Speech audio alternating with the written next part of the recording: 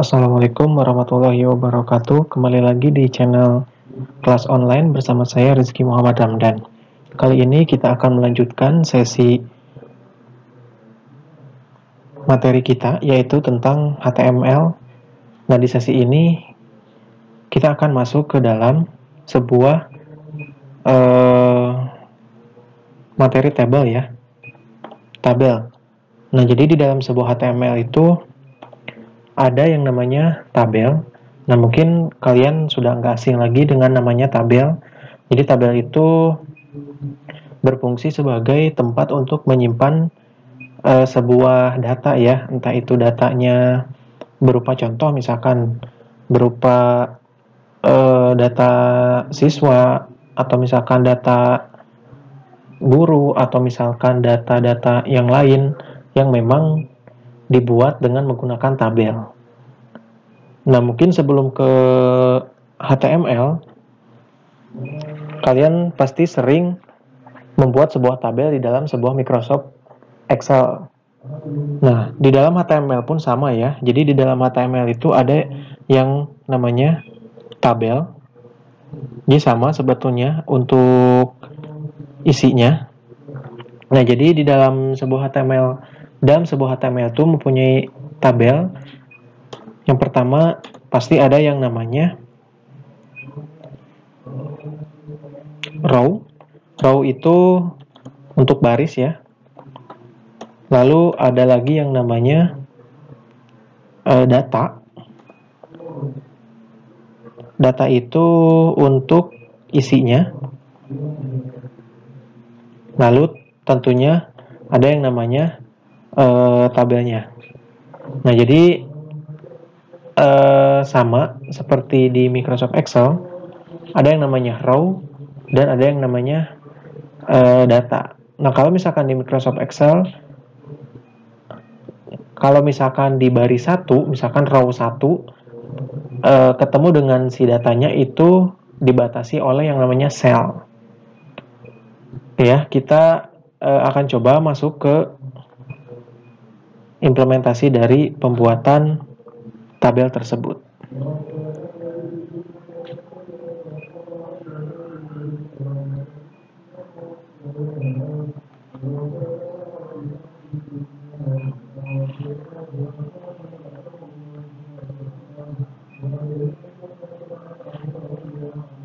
Nah, di dalam sebuah tabel itu ada yang namanya tag-nya ya. Jadi kita butuh tag tabel, yaitu table ya. Awas, hati-hati. Jadi bukan tabel tapi table. Seperti ini. Lalu ditutup dengan tabel juga. Nah, di dalam isi dari tabel ini kita akan masukkan tr. Tr itu table row atau baris, dan di dalam tr-nya itu ada yang namanya td atau table data untuk menyimpan sebuah data. Seperti itu. Nah, di sini kita akan mulai mencoba cara untuk membuat sebuah tabel. Nah, karena tabel itu adalah bagian dari bahasa HTML, maka kita harus buatkan dulu struktur HTML-nya ya, struktur HTML-nya. Nah, sebelum kita buatkan struktur HTML-nya, di sini saya akan buat dulu sebuah folder.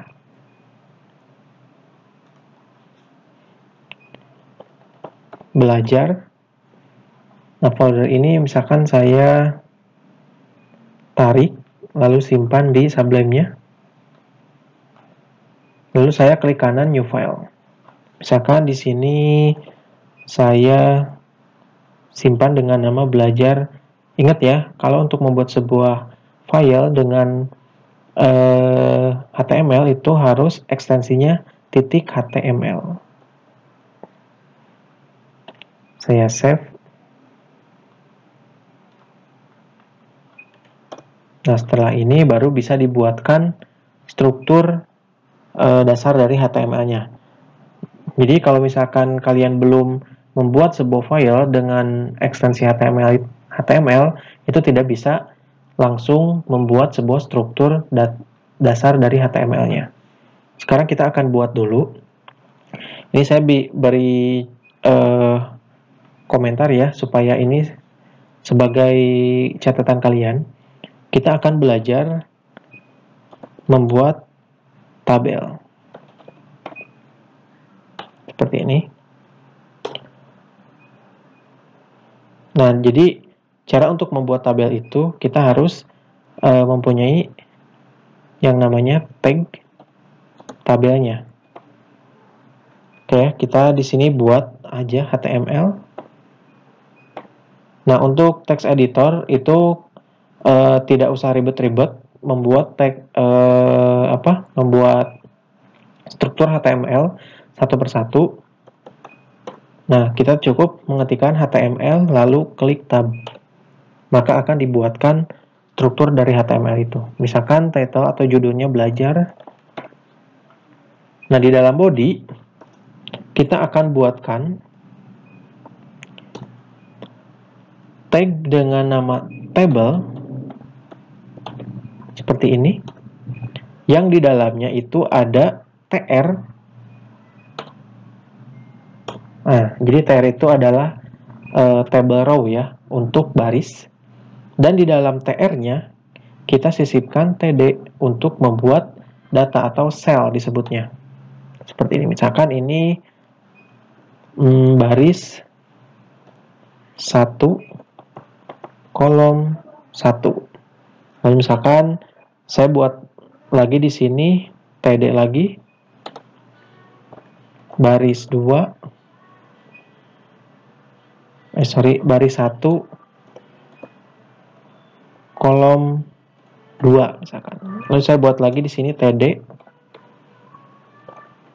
masih di baris 1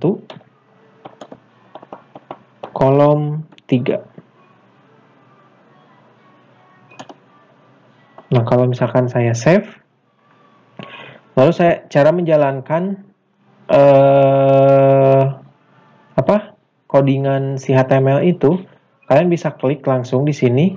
Karena barusan saya sudah bikin file di dalam folder belajar, bisa klik 2 kali, atau misalkan bisa juga langsung dijalankan di text editornya.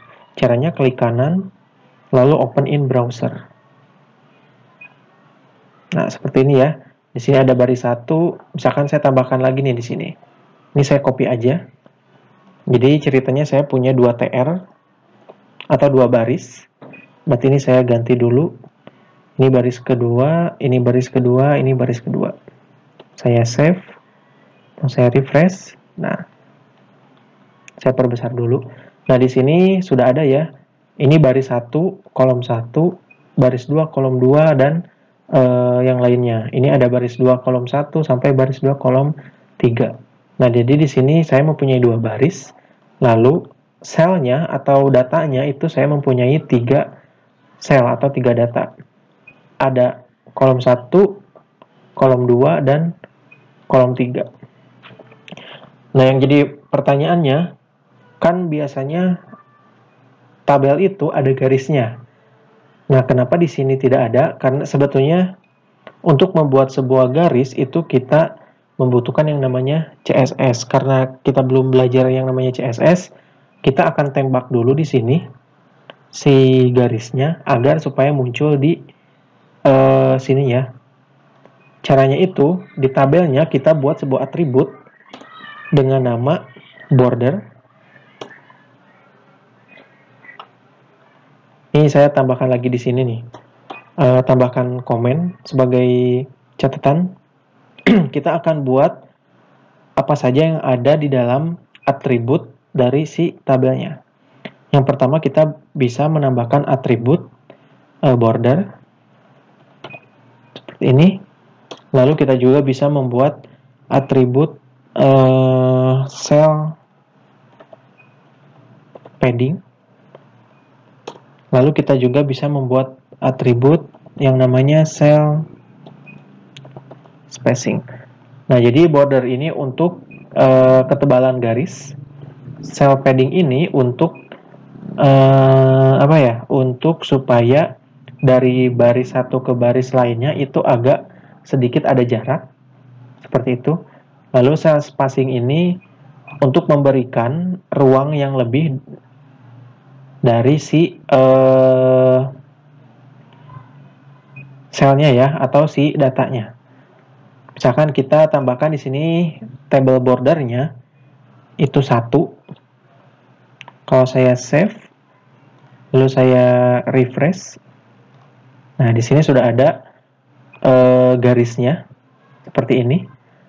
Lalu kita akan coba modifikasi lagi supaya si kolomnya ini tidak mepet gitu ya, dari kolom 1 baris 1 itu tidak mepet ke kolom lainnya.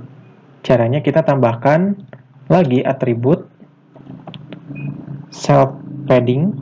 Misalkan cell paddingnya 5 misalkan.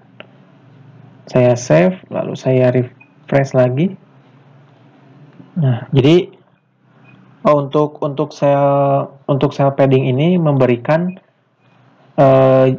ruang ini ya, supaya si isinya itu leluasa. Jadi kalau tadi kan sebelum menggunakan cell padding ini benar-benar isinya itu mepet banget. Nah, kalau misalkan kita tambahkan cell padding, itu dia akan memberikan jarak bagi si isinya atau si datanya.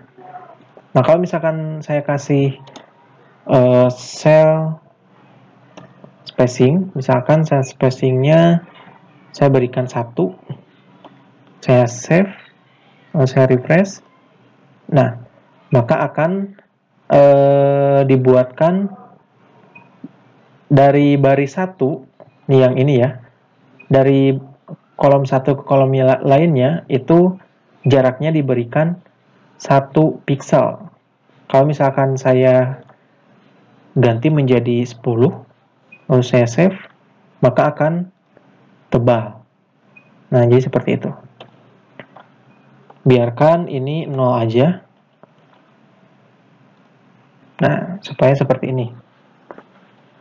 Sip ya. Jadi seperti itu untuk membuat sebuah tabel.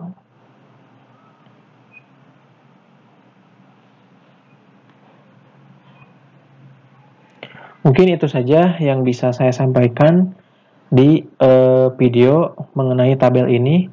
Kalau misalkan teman-teman ada yang ditanyakan, silakan tulis aja di kolom komentar atau bisa tanyakan langsung ke saya. Kita akan lanjut lagi di video selanjutnya, yaitu pembahasan mengenai form. Assalamualaikum warahmatullahi wabarakatuh.